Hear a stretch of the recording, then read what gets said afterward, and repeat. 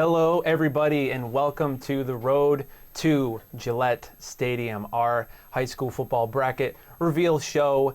Today, my name is Gage Nutter, and I'm the statewide high school football reporter at Mass Live, and looking forward to a great show today, a great next hour, breaking down these football brackets that are fresh off the presses from the MIAA. We're going to be breaking down all 8 divisions. We're going to have some great guests, some players from some of these playoff teams will be joining us in a little bit, and we're going to be speaking with some reporters from across the state today about their coverage areas to give us a little bit more insight about these teams that are going to be playing, hopefully for a trip to Gillette Stadium here within the next few weeks. And couldn't be happier to do it with my great man right in front of me, Jay Horrigan from Franklin TV. Jay, how are you doing? I'm doing great, Gage. It's awesome that it's an awesome time of the year with the all the state tournaments that the MIAA runs, and we're fortunate and thrilled to be continue to work with Mass Live to bring these bracket reveal shows that we've been working on for almost a year now.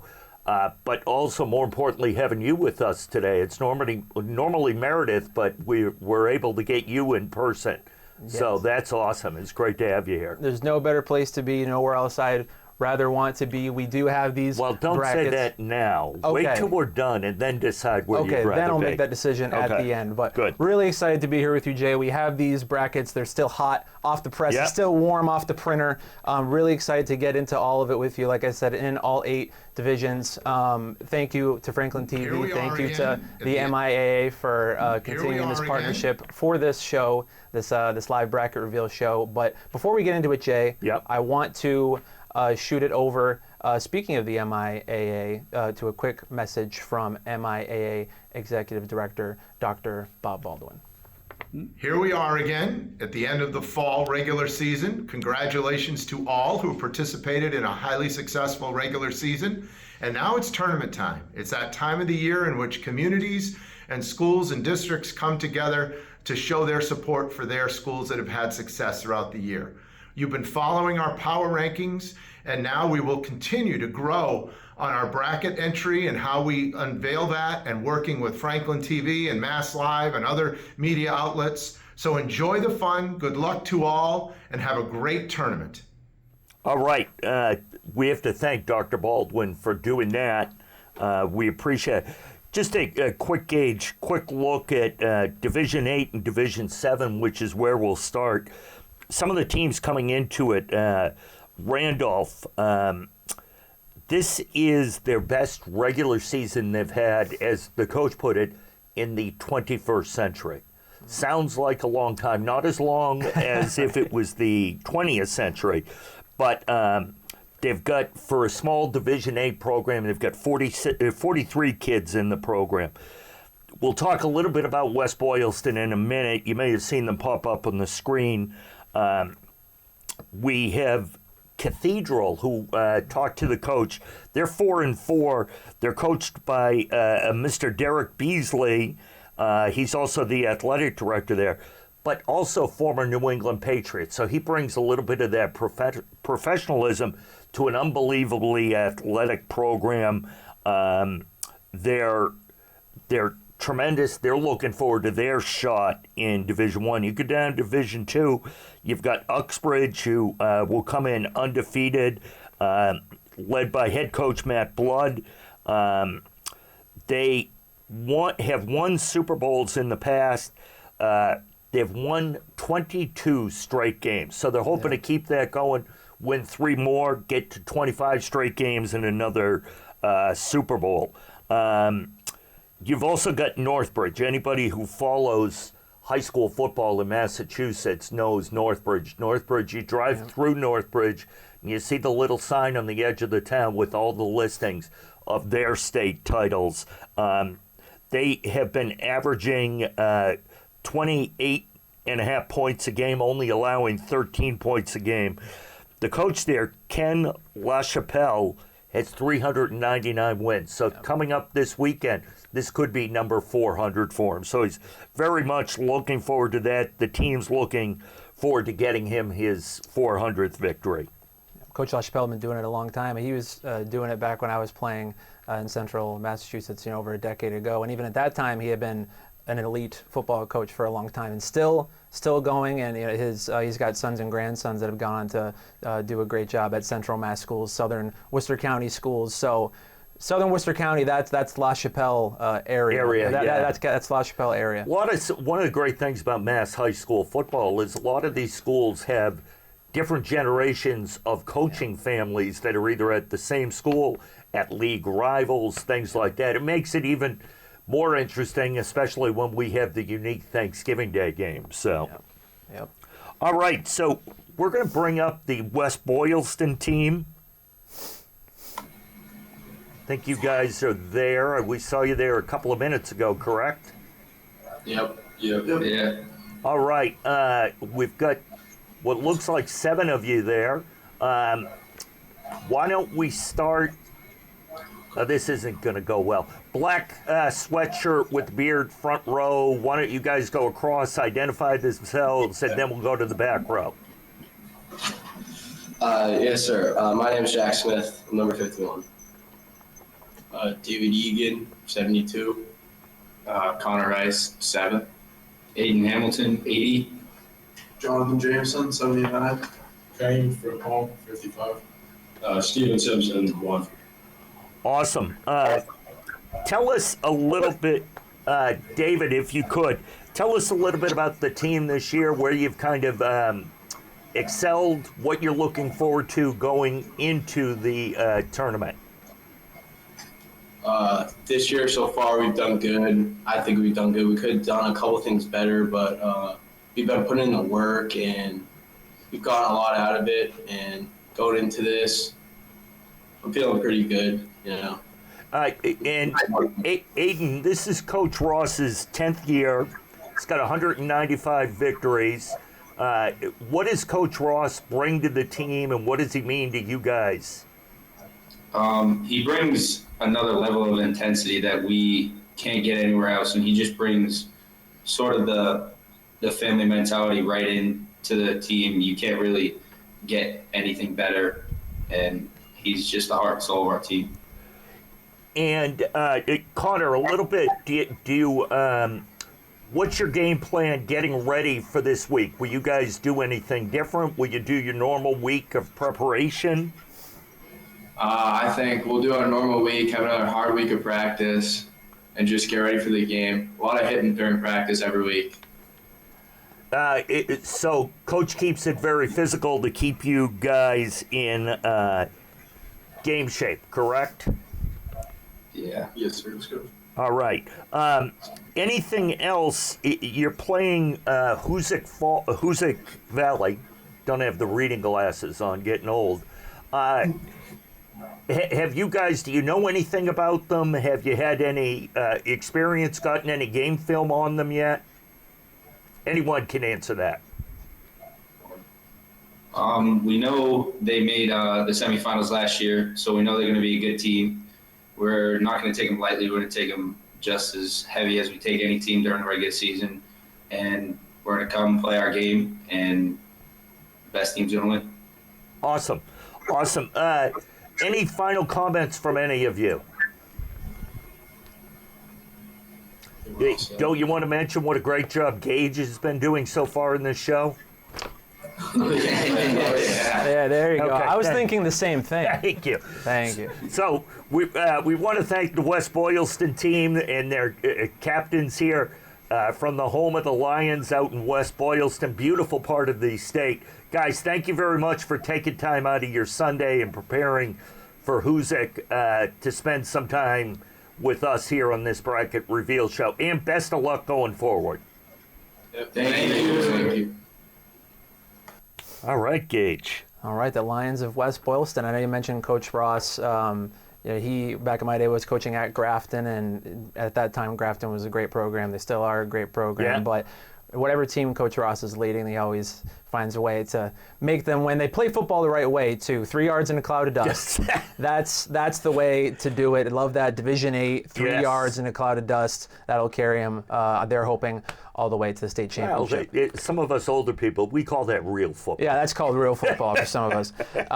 So thank you again to West Boylston for joining us. So you just took a look at Division 8 and 7. I want to jump, if we can, over to Division 6. A lot of great teams in Division 6. Like I said, the straight off the printer, these brackets, looking quickly 1 through 16. I mean, Hudson is at the number 1 seed, which shouldn't surprise most people. They come into the postseason 8-0. Their quarterback, Jake Attaway, which I love that last name. It's just Attaway, Jake. He secured his 100th career touchdown for Hudson earlier this season in the team season opener. And the first time I heard that stat, I was like, oh, 100, yeah, okay. But you really think about it.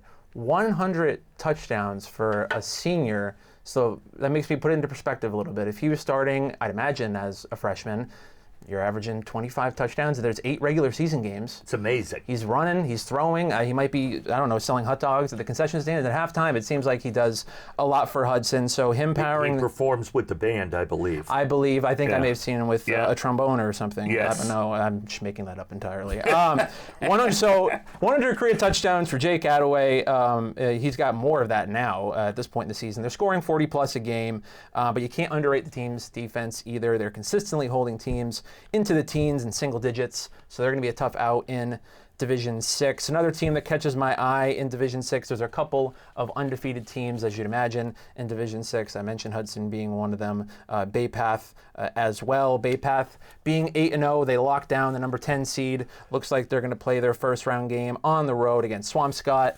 Really interested in the Minutemen this year, not just because the school is in my hometown of Charlton, shout out to Charlton, but because, again, they're undefeated, and they've been getting wins in any which way so far this season. I mentioned this quote before we got started from Bay Path coach Cody Giampa. He was interviewed by Tommy Cassell from the Worcester Telegram and Gazette earlier this season after Bay Path's win against Auburn, and he said, quote, "They're a bunch of lunch pail kids that want to come to work, beat you up, and go home." That's what Bay Path is doing this year. They've been doing it a lot, and that's why they're 8-0, and that's why they've locked down a spot in the postseason, getting it done on offense and defense. They're dropping 30-plus on teams pretty consistently so far this season. So that's a look at that division, but then I want to take another look at Division 5, moving forward from 6 to 5, you got, to nobody's surprise, Shawsheen Valley Tech, the number 1 seed in Division 5. More power to the Tech schools, going from Bay Path to Shawsheen Valley Tech.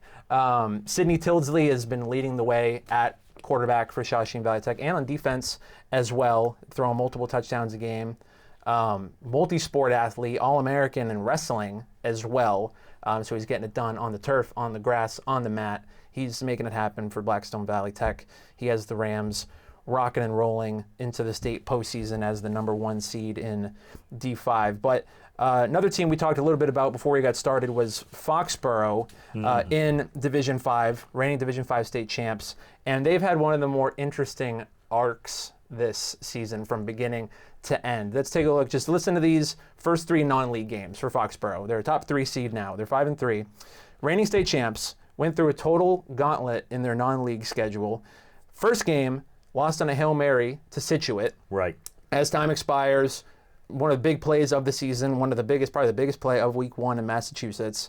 They brush themselves off. So they say, okay, let's go week 2. Let's try and bounce back here. They go up against Walpole, who was in the Division 3 state postseason last year. Right. Fell to Milton in the state championship. They lose to Walpole by 3 at home. They could have won themselves, Foxborough, with a Hail Mary in the final moment. So another just tough game to bounce back from. And they say, okay, let's get an easy one week 3. Let's try and breeze into our league schedule by playing King Philip. Right. Division 2 powerhouse King Philip. So they start the season 0-3 in Division 5, but they brush themselves off. That this is why they're Foxborough. This is why they're the reigning Division 5 state champions. And they've gone undefeated since, and that's why they're now a top 3 seed. So looking at 5 and 6, that's interesting. And they beat on Friday night. They beat North Attleboro, which was one of the top teams in Division 3. Yep. And they were able to come away with a victory. So great job by Jack Martinelli and one of those schools that has 2 family members. His son is also a coach there as well. Right. So a lot of interest, a lot of intrigue in D5 and Division 6, but just to hop back to Division 6, talking about Bay Path. Do we got anybody from Bay Path on the line here with us tonight? Or today, I should say? Any Minutemen in the building? Yeah, we're here. All right. Oh, we got a full classroom. We got the whole crew. Well, welcome to the show. Gentlemen, I would ask you to introduce yourselves individually, but this show is only an hour long, so not to upset any of your parents or grandparents. We're just gonna find a different way to do this. But gentlemen in the front with the Nike zip up, who do we have? Yeah, that's you. What is your name, sir? I'm Corey Scoville. Chris? Corey. Okay, Corey, we're going to start with you because you're the man front and center. So you picked a great seat to sit in. I just talked a little bit about it earlier. You guys coming into this postseason undefeated, locking down that postseason spot. I'm curious, coming into this season, was there a moment during the offseason, whether it was mid-August, was it early September, did you guys have a feeling coming into this season like, hey, we could do something special, we might be able to run the table here in the regular season? Did you guys feel that coming in? Oh yeah, for sure. We for sure thought that, and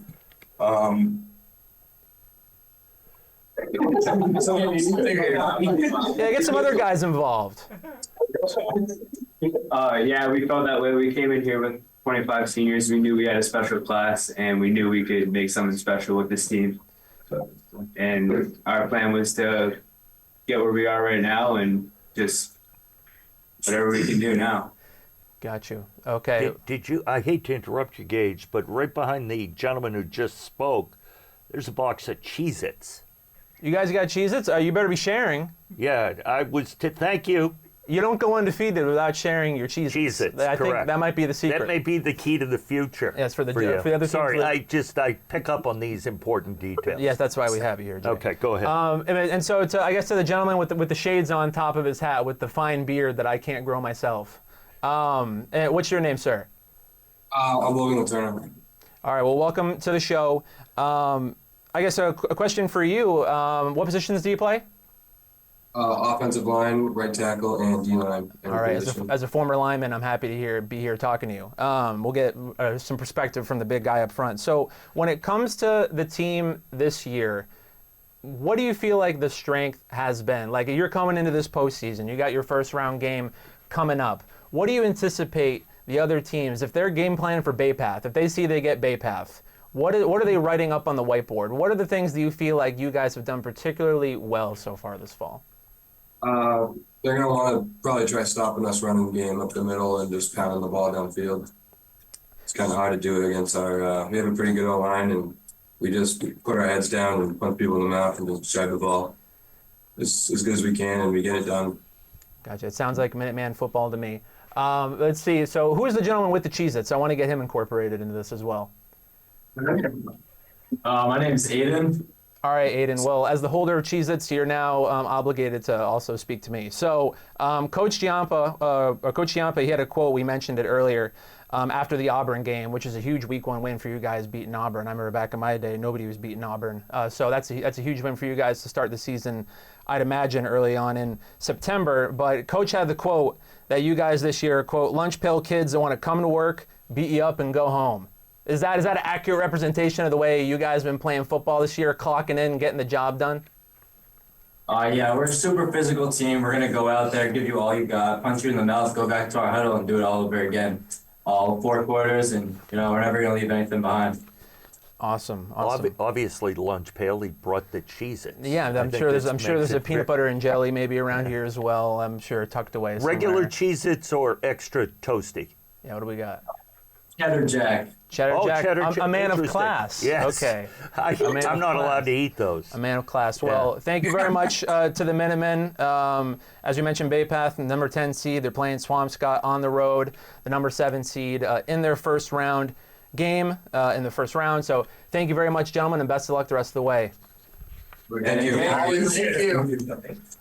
All right. Those Cheez-Its will get them all the way to Swampscott. I'm sure there's a lot of protein in There is. in It's Cheez-Its. a good pregame meal. Very important to have. Yeah. So shout out to the Minutemen of Bay Path. But if we're going to talk a little bit about a team like Bay Path, who's a Central Mass team, Yeah. we need to talk to the person who there's best to talk about Central Mass football, which is Rich Garvin from the Worcester Telegram and Gazette. I can't think of anybody else much better to have as it relates to Central Mass football than Rich. Is Rich in the building, or on the Zoom, as we should say?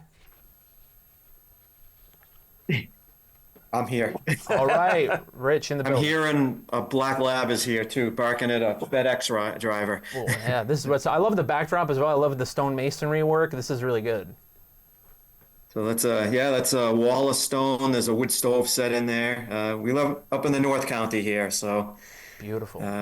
use that wood stove a lot. Beautiful. Well, Rich, thank you so much for joining us. We were just talking a little bit about Bay Path in Division 6. They got that first round game with Swampscott to look forward to this upcoming week. But I want to take just kind of a look around Central Massachusetts a little bit, if we can, when it comes to the big names. I know in Division 1, Leominster is one of the bigger teams to keep an eye on, as one of the bigger schools, of course, in Central Mass that'll be in the postseason. There's Grafton in D4, and like I said, we just talked to Bay Path in D6, spoke to West Boylston earlier. You've been around all around this fall, whether it be Divisions 1 through 8, whatever it might be, in Central Mass. But from your perspective, from what you've seen, who are the real contenders out of Central Mass? If people, there are teams out east watching, there are teams out west watching, who should people be looking out for when it comes to teams in Central Massachusetts this year? Yeah, I mean, I guess I'd start backward, near the bottom, and say, Oxford, had a wagon last year, 13-0, graduated a ton of seniors, skilled position players, line players, reloaded. I think their senior class, is somewhere around 17 to 19 kids right now, reloaded. And, their winning streaks at 22, knocked off a ton of teams along the way. Cam LaChapelle, not a big kid stature-wise, but one of the best running backs in the state, undoubtedly. He can run between the tackles, and once he gets to second level, he makes people miss and runs away from them. So, that team there, Matt Blood's coaching them, and he slowly built up what's turning into a program and not just a one-off team, which so often happens in Central Mass, where teams kind of build up for 1 year. One caveat I would say with them is, two very good opponents at the end of the season with Millbury and Auburn, beat them both. Gave up 40-something to Auburn the other day and won, and gave up 20 to Millbury. And that included making a couple of goal line stands, or that would have been easily into the 30s. The defense was tight over the first 6 weeks, so I'm sure the coach is going to make some corrections there, but that's something I'd watch. West Boylston, another one, defending state champs, and lost a lot of talent. They're not as deep as they were last year, and Mike Ross, the coach, would be the first to admit it. But his kids, you mentioned Bay Path, West Boylston's known as being one of the most physical teams in Central Mass year in and year out. And I think, don't hold me this, but West Boylston, I think, has made the tournament. They haven't missed the playoffs in 14 years, I believe. It's somewhere in that range. So good team there. And then, Hudson, 19, 20 seniors, Zach Attaway, one of the most dynamic athletes, quarterback, as a quarterback and a safety, dynamic football players in the state, three-sport athlete, coached by his dad in football. They're a legit team to beat, not giving up points, scoring a ton, played a tough schedule, and steamrolled everybody. And I would say the fourth team, I don't want to leave anybody out because I think they're good, but, Grafton has to catch your eye. They're just, Chris McMahon's a coach there. They've been to 3 Final Fours in a row and 1 state final. Again, a reload thing. Got somewhere around 18 seniors, and he's got a junior class behind them that's pushing 20 guys. They're probably the most complete team I've seen in all 3 phases from Central Mass in terms of special teams, offense, and defense. They're good in all 3 phases and great in some aspects. I think the defense is tremendous, and I keep an eye on them. And Finn Gilmore is a running back who maybe doesn't get quite the notoriety he should outside of Central Mass. But I think if they get into I think when they start playing teams in Eastern Mass in the tournament, his name's going to pop up on their radar. Gotcha. And when it comes to, you mentioned a great sort of analysis there, just sort of looking at the landscape in Central Mass heading into the postseason. But I'm just curious, when it comes to a player, just talking about Leominster a little bit, not to get too individual, but a kid like Osiris Lopez, who has a handful of Division I FBS offers on his plate heading into this postseason. I know Division I, it's crowded. It's never easy in a division like Division I. You got St. John's Prep. You have BC High, especially this year. Zavarian in that mix. But when it comes to Leominster, when it comes to just Osiris Lopez as individually, what's your perspective on him as a player? Why do you feel like these colleges have come forward and said, like, hey, we'll give you this scholarship offer? Yeah, I mean, he's elite. I'll say this about Osiris. Look, he's a junior still, and he's a young junior. I think he doesn't turn 17 till the spring. But don't hold me to that. He's 6'1". If this kid was 6'3" or 6'4", he'd be powerful. He's going to be, to me, I think he's going to end up in a Power 5 school. BC's already offered him.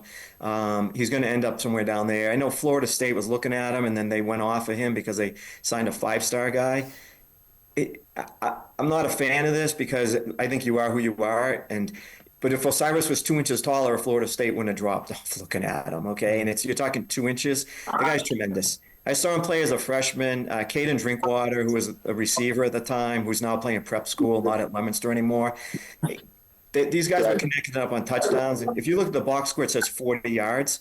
Osiris throws 40-yard touchdowns in the air and drops them into people's basket. The other thing he does is you watch him in a game, maybe he picks up 60, 70 yards rushing. I doubt 2 people have gotten a good lick on him all year. Osiris is elusive. He makes people miss, and then he gets what he can get, steps out of bounds, and no one tackles him. And those are the 2 things that stand out to me about him, is that he can, he can make the throws downfield and put them right into people's hands. And when he runs and he picks his times, you're not going to get a good hit on him. And by the way, he also plays defense when he needs to.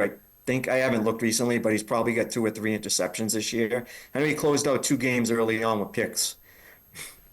It's great. So he made the interceptions on defense. So it's great that he is such an elusive player. It makes it so much easier to get through the season, get to this point in the year, and being able to capitalize on what he's worked up to now because he's not dealing with any nagging injuries.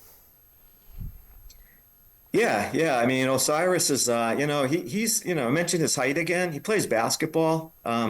Excellent basketball player. I saw him play 2 or 3 times last year. Lemons had a really good team, made it to the Elite 8.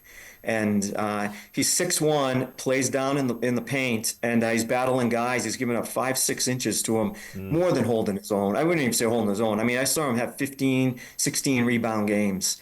He's a tough kid. And he's an athlete. He plays football.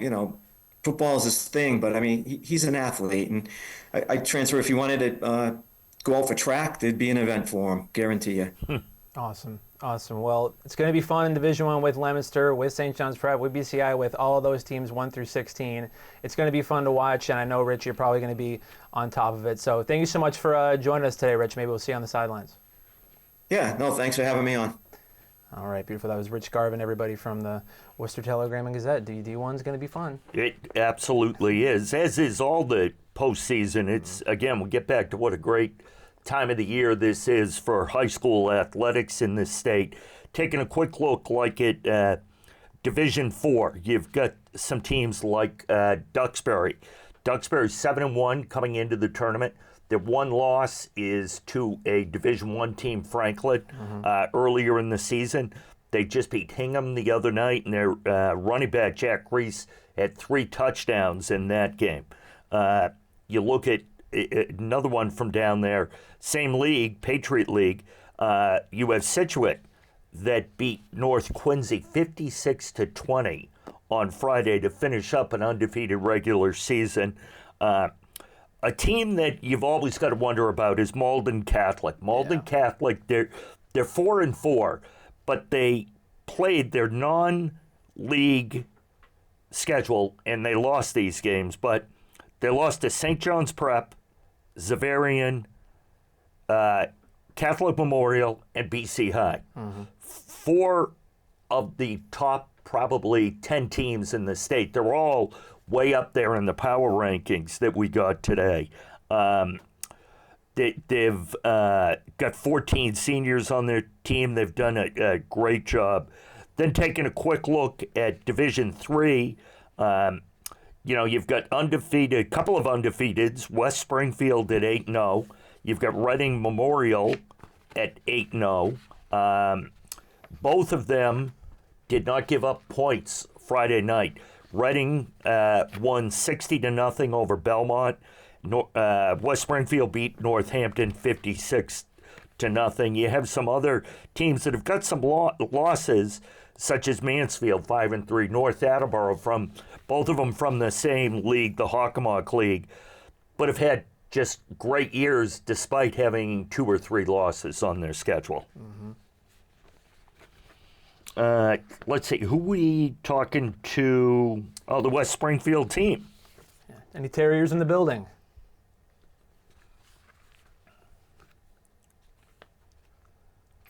Let's see. Yes, sir, we're in the building. Here we There we go. go. Here, Looks like we've got 3, now 4 of you there. yes, sir. Why don't we start with the one who just called me sir? He obviously does not know me. Why don't you guys introduce yourselves? I'm Nathan Stone. My name is Legend Kelly. I'm Johnny Gingeruha. I'm Brendan Riverty. Excellent. I won't remember any of those, but thank you for telling me. We'll start with Big Y. Tell us about your position and tell us a little bit about your team and how the season's gone for you. I play quarterback. I'm the starting quarterback for the team. This season's been pretty good for us so far. And, we're just waiting for this good competition to come in the playoffs, and we're just waiting for our line to keep doing what they're doing, our receivers doing what they're doing, our coaches keep doing what they're doing. Just keep playing. Jay, if I may, Nate. Go ahead. Nate, are you on your lunch break at Big? Are you working at Big Y right now? What's going? Are you just? Of course. I'd imagine you don't see many people just like rocking some Big Y swag, So yeah, I'm on break right now. See, this is the grind. See, you know what? That's being a high school athlete. That's right. You play the games, you go to the Big Y, you pack the bags up, you bring them out to the customers, and then you watch film. And you eat your lunchtime McChicken that we seem to have right in front of you. You know it. That's the way to do it. Yeah. Oh, someone's in trouble. Oh, Johnny's in trouble. Yeah, that's not going well. Johnny got his food too. There you go. Okay, good. Well, let's go. Before he starts eating, what position do you play? And tell us a little bit what you've gotten out of the season, what you look to accomplish in the postseason. So I identify I play receiver, but usually people call me Swiss Army knife, so I'm kind of rotating wherever. Sometimes I'll play a little bit of quarterback if we need to run the ball more, or a little bit of running back if our running backs are hurt. And then on the defensive side of the ball, I'll play corner and safety, come down and hit, and then or cover their best player. So I'm just trying to play with whatever I got and just help out with whatever the team needs most. Looking forward to the season. Last year we went 8-0, the same thing as last year, same result as last year. And we got introduced to a home playoff game, which we haven't had, any of us here have had. So it was tough to play against North Attleboro, which is they're really good this year again. But I think we're going to be more prepared this year to going into the postseason and just playing the teams that are playing the good competition. And I think we're ready for it, and with whatever comes our way. Obviously, we have Westboro coming into, again, another home game. And then right after North Attleboro, we have looking to get a revenge game, just to try to make it as far as we can into this postseason. What'd you get for lunch? I got the 2 for $4 with medium fries. Okay. As a Swiss Army knife, did you ask for utensils, or are you able to handle that on your own?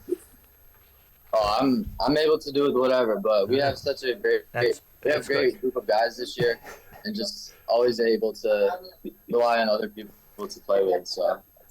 And if I could, Legend, I just wanted to ask you, playing in the middle of the team's defense this year. I know in years past, obviously myself being very familiar with West Springfield.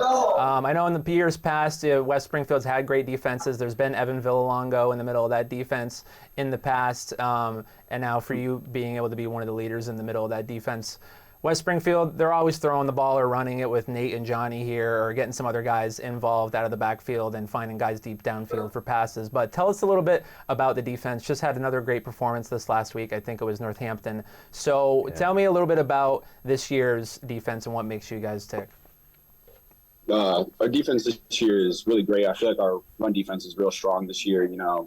Our motto is come out of the game, shot out of a cannon, start the game strong. Our defense loves contact. My middle linebacker, Aiden Cornelius, me and him are always running things down in the box. Our D line's doing great, and our secondary, couldn't say much more about them. They're doing their job. And let's talk to, I guess we'll call him One Eye, because we can just see the one eye. There he is. Position. What position do you play? I'm offensive tackle. All right. And so you defend a couple of these guys when you're in on offense. What has been the key to your offensive line season and that's played into the success of the team all year? I would definitely say the chemistry we have. We've been playing with each other for a couple of years now. And in the summer, we were always together, whether it's breakfast, lunch, dinner, or lifting together, giving rides. Doesn't matter. It's just the chemistry that we have together makes us impeccable pretty much. What's amazing is, got to go back to the Big Y shirt. You guys come into work with him to help him out at work. Yeah, that's team chemistry. There you go. Exactly. You're not just protecting them on the field. You're also getting out there, stopping by Big Y, getting some McDonald's. And You're going down aisle 7. Do you need shampoo? What do you need? None of my teammates ever did that growing up. Now, I didn't play much, and that's probably why they didn't help me. But awesome. Guys, I appreciate you, first of all, putting up with me. Not a lot of people do that. Of course. But it's over now. You don't have to deal with me. Anything you want to add before we let you get back to eating and working? Just make sure you're toning into all of our games, and hopefully we win Gillette this year. Just know we're coming. Well, hopefully we'll see you in Gillette. We'll see you heading out here. Hopefully you can get the day off of work. If not, your teammates will help you out, I'm sure, and help cover your shift. Guys, thanks for taking the time on a Sunday to join us. We greatly appreciate it. Yes, you. Have a good day. You too. All right, those are the Terriers from West Springfield. Nate Stone is his 4th year starting at quarterback, so I guess he's had a lot of time to get to know his offensive linemen well enough that they'll come in and while he's in the middle of his shift eating his McDonald's to come chat with us. So well, and part of the highlight now going forward, I'm no longer interviewing another team. That's it for me on the script, so no one has to listen to that. Well, looking forward, and then we're really getting into it now, taking a look at Divisions 2 and 1. And if we're going to talk about Division 2 football, it would be remiss for us to not talk about Catholic Memorial. Obviously, a lot of great teams in Division 2. Taking a look at it now, Catholic Memorial, the number 1 seed. As you'd imagine, King Philip coming at number 2, Marshfield at 3. Just a really great rundown, top 16. We have some Cape Cod representation with Barnstable at the number 7 seed.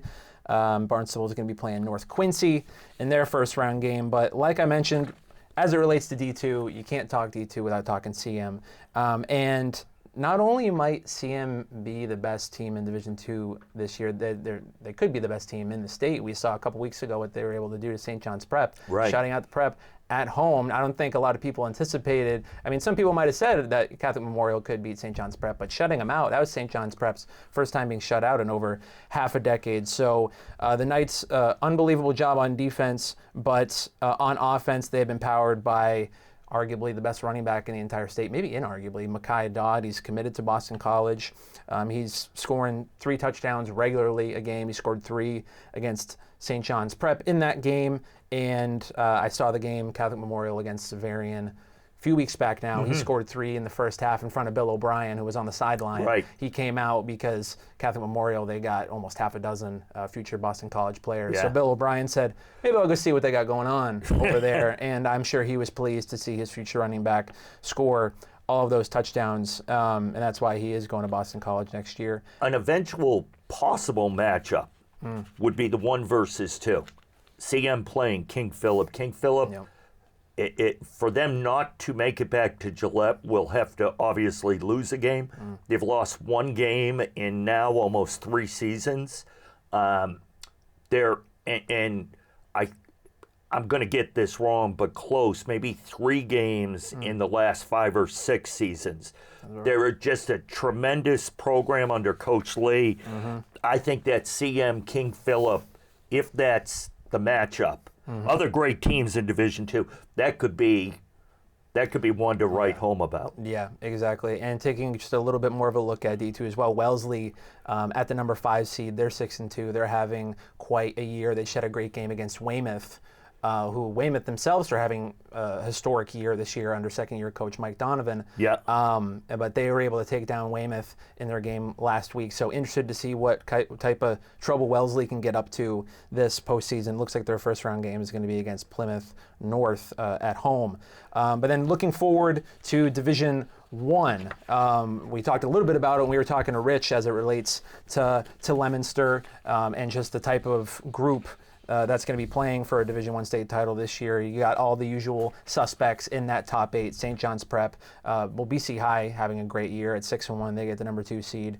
Zavarian at 3. Needham undefeated at number 4. Needham's the only undefeated team in D1 that was able to make the top 16 this year. But as it relates to Prep, I've been able to see them a couple times now. Saw them earlier in the regular season against Central Catholic, which was a close game in Lawrence. But I was able to see them just this last week against BC High, who came into the game undefeated with a great defense. And Prep obviously wasn't too happy to be shut out by CM 2 weeks ago. So they came into this one last week for their home game, very excited to play BC High. And the thing that jumps out to me the most about St. John's Prep in the time that I've seen them is Chris Vargas coming into this year. He's a freshman quarterback. He's a Under Armour All-American. Coming into as an 8th grader, or coming this last summer, he already had scholarship offer from Penn State, Boston College, all these places before even playing a varsity snap. But he has played up to that expectation so far. He's like 6'3" as a freshman. He looks like he's my age, but he's out here throwing the thing. And Could you imagine having a scholarship offer prior to playing a snap? That's what I mean. It happened with Jared Stain at Springfield Central. He was able to pick up the scholarship offer from Boston College as well. But these colleges, they're getting in early. They're seeing these kids, and they're able to see that talent. And Chris definitely has that talent. But at its core, St. John's Prep is a team that loves to run the ball. And that's all I heard this last week. Talked a lot with offensive lineman at St. John's Prep, Graham Roberts. He's committed to Harvard. Spoke with him at practice before the BC High game, and it was pretty evident that, okay, we're going to lean on our O-line coming into this game. And that's exactly what they did. They owned the line of scrimmage. They opened up holes for Jeff Quigley, Jordan Toribio. And Graham, he's not the only offensive lineman on that team. There's Jack DeFilippo as well. On defense, Jackson Tucker has been a rock at the linebacker position. So not much of a surprise, St. John's Prep being number 1, but to some people coming into the season, BC High being number 2, and going into the last week, they were the number 1 seed before the loss to St. John's Prep. BC High, they're in the middle of their best season since 2017. Paul Zukowskis in his first year as coach, he's been great. It seems like the kids really love him. They really rally behind him, and he's really been a leader for them and helped them get on the correct path. Had a great win against Zavarian earlier this regular season. They beat a Rhode Island powerhouse week 1. LaSalle, they shut out LaSalle. And quarterback Carter Carroll, who I think we're going to hear from here maybe in a little bit, he's committed to William & Mary, and he's played like one of the Catholic Conference's best quarterbacks. You know what's amazing? Just looking at that bracket, top 3 teams, Catholic Conference, 3rd team Zavarian with 3 losses, but it shows you the strength of their league because their losses are two of them to teams ranked ahead of them. So they don't, the way the power rankings work, they didn't necessarily lose ground by losing games. They were in games. Just a tremendous job by Zavarian to be able to stay right up there.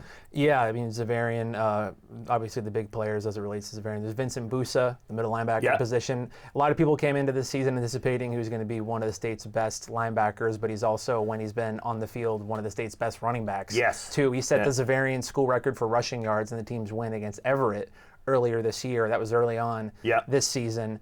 And then you got Will Wood at quarterback, who stepped in for Henry Hasselbeck now at UCLA. Those are big shoes to fill. But, Correct, But yeah. Wood, as an underclassman, he's been doing his thing on his own accord. So Zavarian, don't be fooled by the win-loss record there. They're the Hawks. They're not gonna make it easy for anybody. But when it comes to BC High, you've got Carter Carroll leading that offense, passing the ball, connecting with guys like Gavin Barth and Conrad Babka.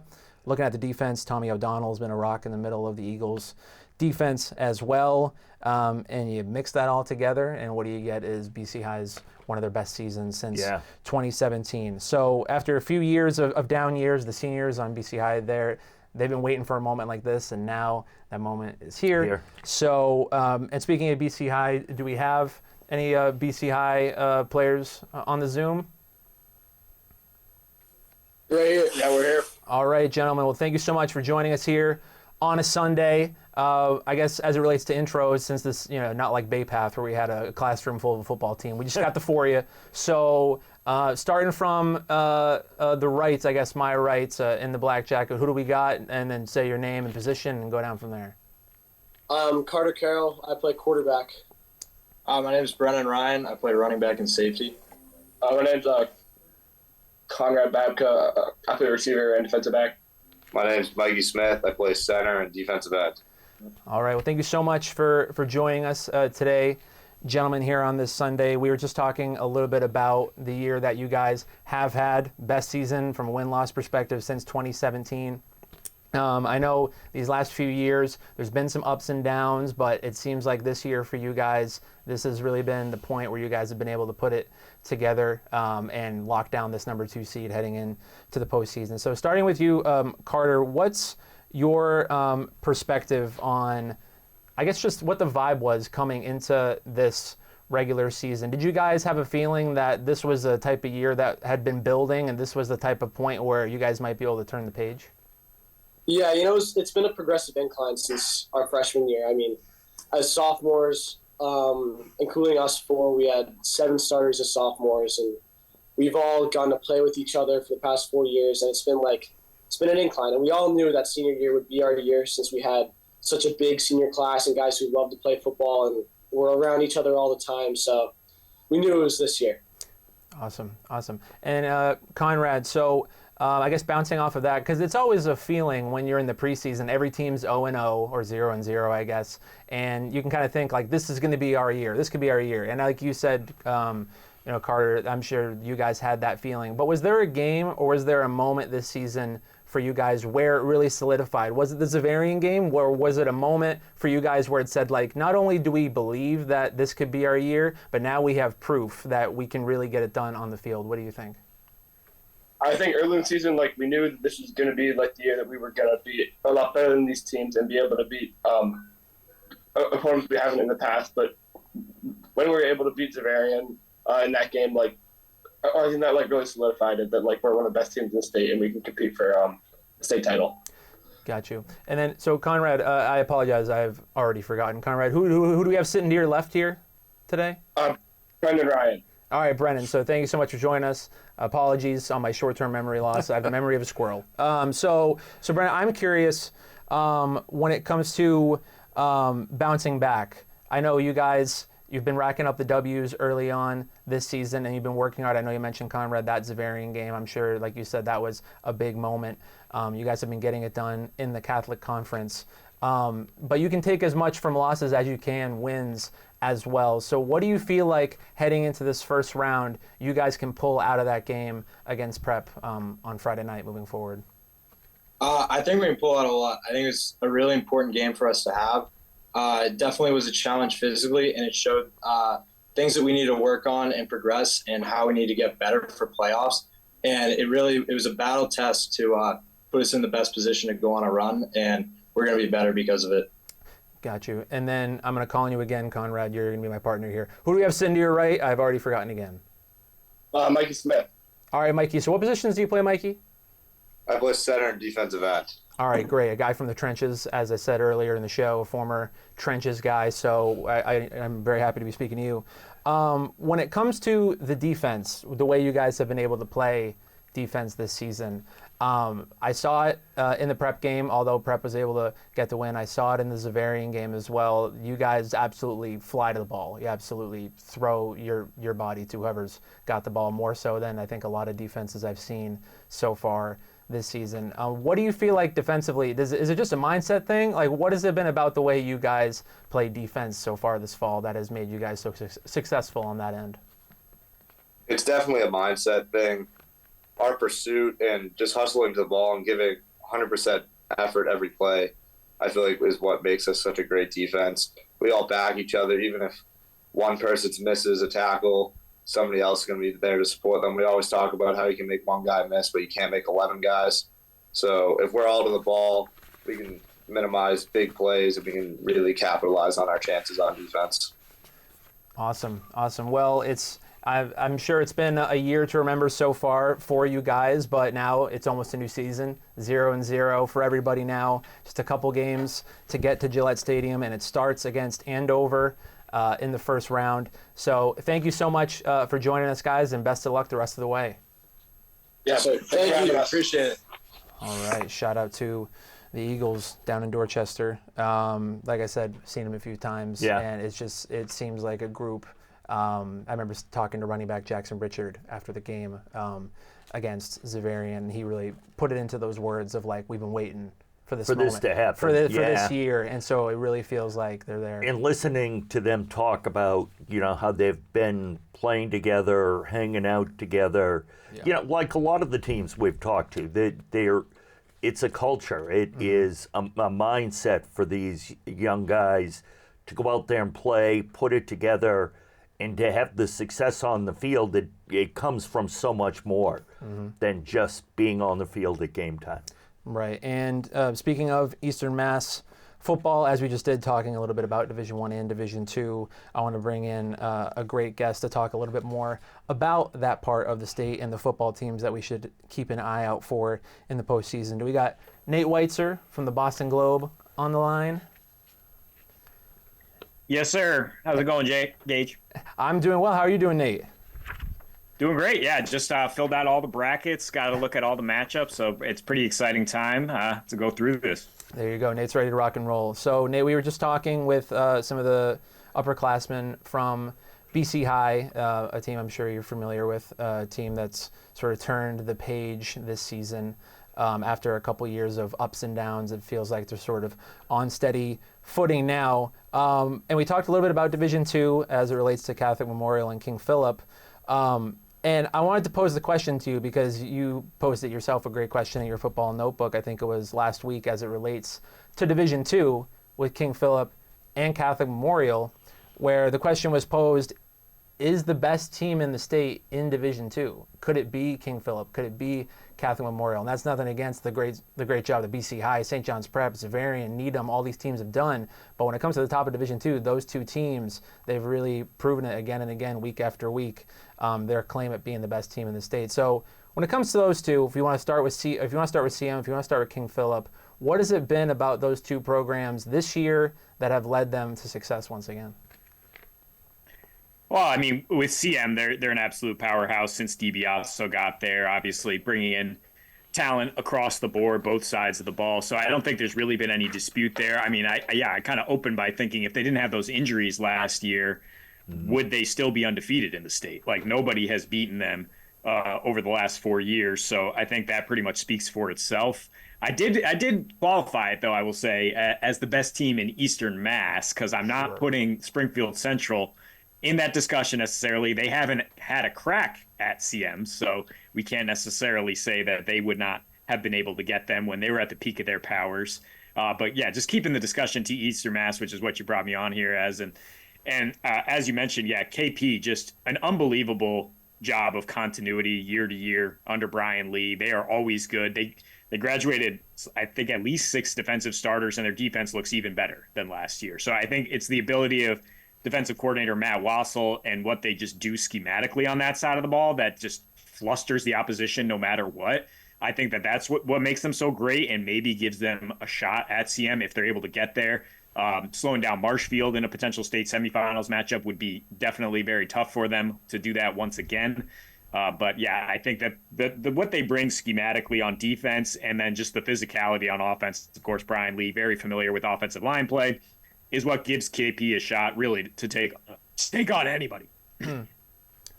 And as it relates to, and thank you for the qualifier, you are right, as it relates to keeping it to Eastern Mass, because, I mean, that Springfield Central CM game, and that would just be a game for the ages. But you are right on that as it relates to Eastern Mass. But not to get too individual here, but when it comes to the players you've seen that have stuck out the most, I'm sure as it relates to CM, we could probably sit here for the next hour and just sort of list off a lot of kids on their roster, all those kids that are currently verbally committed to Boston College, which they have a lot of. But when it comes to the teams that you've seen across all the divisions in your coverage area, and kids that are on teams that are now qualified for the postseason, who are some of the big names? Who are some of the really just sort of star players that you anticipate are going to make a big impact in their postseasons? Well, I mean, I see a lot of. I mean, Shane Eason, I think, comes to mind if we talk about Division One as a true standout on his own. But I mean, it takes 11 for sure everywhere. Like I've seen even more so than in recent years, the importance of blocking scheme, of how coaches are going to call, switch between a lot of coaches using that double wing and then going back to spread and back and forth, and really the cat and mouse game that we've seen and how they're going to deploy those chess pieces. So I really do think it is the whole unit of the offensive line that's been the biggest key, and we're seeing that in Division One with it being so deep, and just to see who has the best line on that day, who's going to be the most physical, and open holes for these running backs. But if you ask me one specific player that you must see, it's Shane Eason in Methuen, the way he can break any play. Got you. Eason, great bloodlines, him and his brother. These last few years at Methuen, they've been getting the job done at Methuen. Thank you so much, Nate, for joining us. I'm sure I'll see you on the sideline here in the next few weeks as the postseason gets started. Thank you so much. Absolutely. Thanks for having me. All right, that was Nate Weitzer from the Boston Globe. If you don't follow Nate on X, you should. And if you're not reading his stories in the Globe, you should. Great insights. And like I mentioned, his story a few weeks ago, posing that question of could these two teams in D2 really be the best in the I'll tell you what, we talked earlier about CM and KP. I said last year, watching King Philip, King Philip was the best team I saw last year, no matter what division. I have not had the opportunity to see them yet this year. Franklin plays them on Thanksgiving Day. Last year, we don't talk about that game. It was a thrill being at Fenway, but we left, and that KP team and Coach Lee, what he does there. If anybody, I think, that can give CM a run for their money, it's Coach Lee and the King Philip Warriors. All right. Well, full disclosure, when it comes to King Philip, all I've heard is a lot of what you're saying as it relates to the way that they're able to do things, and the proof is in the pudding when it comes to the wins. But I have yet to see King Philip live and in person. It's a team I do want to see. Who knows, maybe I'll see him at Gillette Stadium, and I'll get my first sort of piece of King Philip football. But we did talk a little bit about, I know Nate brought up Springfield Central. And so just to take a look out west for a moment, I want to bring on shamelessly my coworker, Meadow Barrow from Mass Live, to talk a little bit about Western Mass football and these teams from Western Mass that have qualified for the postseason. Meadow, are you in the building? Yes. I first want to know if you guys can hear me properly. I can hear you, Meadow. You're good to go. Okay. All right. Okay, I got these new headphones. So. Okay, well they're working magnificently. So thank you so much, Meadow, for coming on and joining us and yapping with me, which we do anyway. We would probably be talking about Western Mass football if we weren't on the show anyway. Right. But thank you so much. Just to talk a little bit about Western Mass. You can't talk about Western Mass without talking about Springfield Central. That's obvious, and we'll get into a little bit more of the other teams that have qualified for the postseason in Western Mass as well. Later on, we talked to West Side earlier, and then of course there's Wacona and there's Lee in Division 8. But as it relates to Springfield Central, you and I saw them against Zvarian early on in the non-league schedule. You've seen them since. the Golden Eagles, these last 10 years, they've just sort of been on this upward trajectory, and they're almost like the Longmeadow of the 2000s, where it was sort of like, is this ever going to stop? And they just keep coming back and locking down D1 postseason qualification. So when it comes to Central this year, Meadow, from what you know about the Golden Eagles, why have they been so successful again this year? Yeah, so Springfield Central came in at number 7. They stayed in the same spot from Friday's rankings after ending their season 7-1 and beating Longmeadow. But this is just like a little side note. I just feel like Longmeadow's journey this season is kind of like worth noting. They started out a bit rocky with an 0-3 record, and they like really turned things around after those losses and went on a 4-game win streak. In their last game against Central this past Friday, they managed to put up 23 points on them, which is more than any other Western Mass team has scored on Central since West Springfield back in 2017. So I thought that was like worth mentioning if you want to add anything on that, Gage. Sure. I mean, we talked a little bit about it, when it happened. Longmeadow, they have had a great second half of the season with a first-year head coach, as well, the Coach Harrington coming in. He's seems like Harrington ball is going well for Longmeadow, especially during the second half of the year. But when it comes to looking at the other teams in Western Mass as well, I know I mentioned a few of them when it comes to teams that have qualified for the postseason, like undefeated West Springfield in D3. You've got Wacona, like clockwork, qualifying for the D7 playoffs as they typically do. You got Lee in Division 8. You've been able to be all around. You've seen Springfield Central in D1. You've seen teams like Ware, Franklin County Tech. You've gone from D1 to D8 in Western Mass. You've sort of seen the gambit. But when it comes to players from teams that have qualified for the postseason in Western Mass, who are some of the players out west that people from Central and Eastern Mass should know about?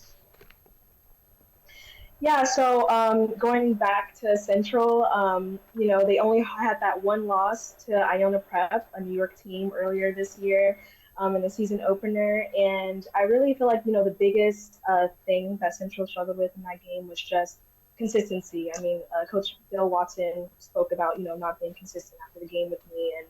And, I feel like, during that game, they showed a lot of flashes of greatness with players like Isaiah Rogers, the running back, and Antonio Early Jr., the wide receiver, making really good plays. But on defense, there was Isaiah Thomas and Anthony Whaley, who I think had a fumble recovery.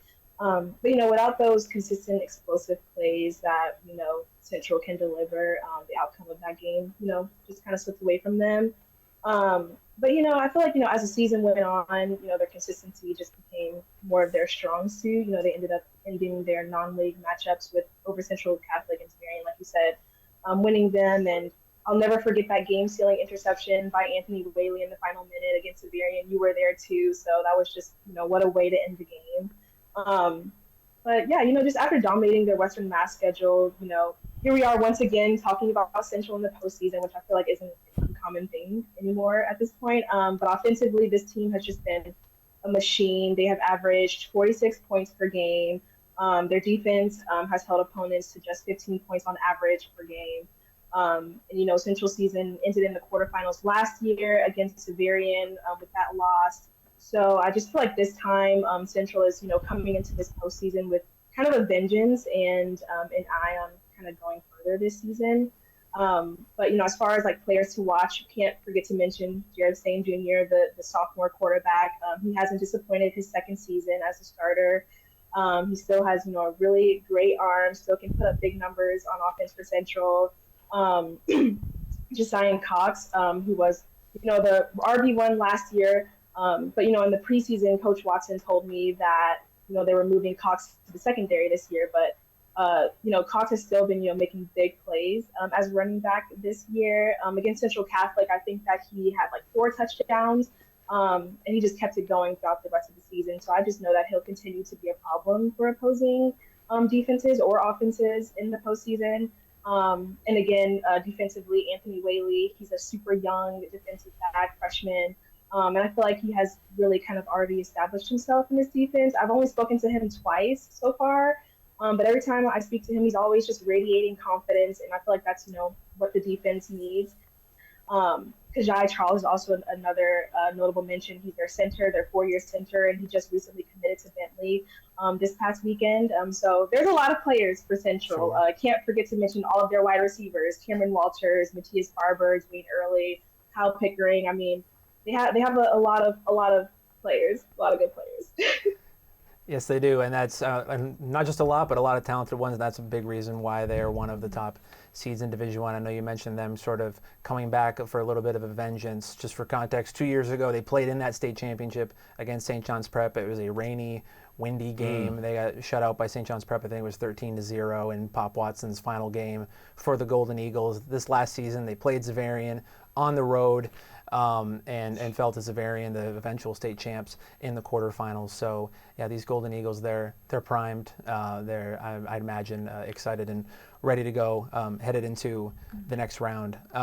Thank you so much, Meadow, for joining us. I'm sure we'll be talking more, just you and I, probably during our call tomorrow, more about what we got going on in the first round. But thank you so much, Meadow, for joining us today. All right, thanks, Gage. All right, yeah, it's 8 divisions, 16 teams per division. This is it. It all kicks off this upcoming week, Jay. This week, we keep talking about it. What a great time of the year it is. It is so much fun. We had talked before we came on just about the atmosphere that ends up around not just the football games, all the different sports that the MIAA, the tournaments they are putting on. You and I have been to many different sports, many different tournament games. The atmosphere, it can't be beat. It is, some of these games, the excitement, the fun there is just, it makes it all worthwhile. Yeah, it's not only going to be exciting for the fans, for the players. I can't wait to be on the sideline. It's going to be interesting for me. I'm really looking forward personally for me, I've been covering a lot of Bay State Conference teams like the Miltons and the Walpoles and Needhams of the world, and then a lot of Catholic Conference with St. John's Prep, Boston College High School, and programs like that. But now, with especially in Division I, you get a little bit of some crossover episodes because this season I've always thought, like, what would BC High versus Needham look like? Like, I wonder what that game, how that would go. That would be a great game. Yeah, and so now we might be able to see it in Division I. I'm really looking forward to it. Can't wait for the games to kick off here within the next week. I think, unless you have any more gas in the tank, I think that's all we got. Most people say no when I ask them. That's why we have you and Meredith ask them to come on. No. Well, it has been great sitting here with you, Jay, and breaking it down and talking to so many great reporters and so many great kids from all these schools across the Commonwealth. It's been really fun. I'm going to be on the sideline, but if you want to be at any postseason games starting this week, don't forget to get your tickets through GoFans. You can go on MIAA.net, follow the respective links, go to GoFans. That's where you'll get your tickets. Don't show up and go, I don't have my QR code. I don't have have it ready to go. We got to keep the line moving so we can get in there. So that's GoFans. Go to MIAA.net for more ticket information. And if you're not there live, you have the ability to watch the games on NFHS Network, which does a great job. Some of them, some of the games they'll carry the live broadcasts. So we're, just from a selfish point of view, looking forward to our game. Franklin's game this coming week, it looks like it's going to be up at Methuen. So myself and cameraman Chris will be making the trek up there. Looking forward to that, but great time of the year. Yeah, well, a lot of great media organizations in the state will have you covered from the Berkshires to the Cape this postseason. So thank you so much for joining us. Thank you so much for sticking around, everybody watching our show, breaking it down, the road to Gillette Stadium. We'll see you out there the rest of this month. Have a great day. Take care.